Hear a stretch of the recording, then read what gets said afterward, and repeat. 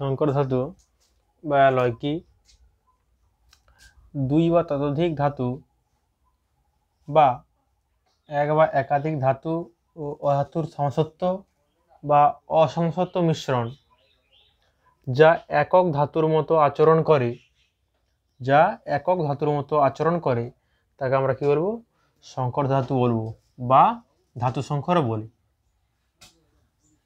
বা ধাতু সংকর বলি। যেমন তামা ও টিনের মিশ্রণ মিশিয়ে সংকর ধাতু তৈরি করা হয়, যাকে আমরা ব্রোঞ্জ বলি। তামা ও জিঙ্কের সংকর ধাতু হচ্ছে পিতল।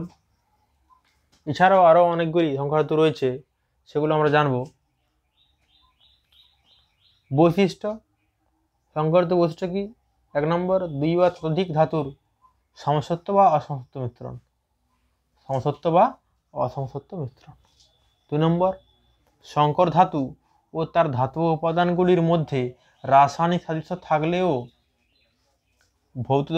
ভৌত ধর্মের বৈসাদৃশ্য লক্ষ্য করা যায়।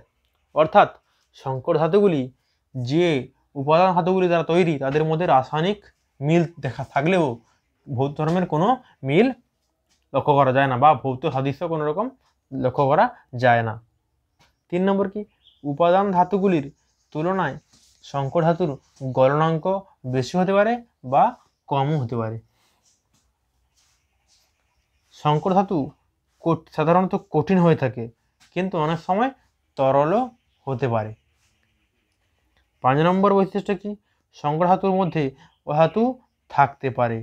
সংকর ধাতুর মধ্যে বা ধাতু সংকরের মধ্যে অধাতু থাকতে পারে।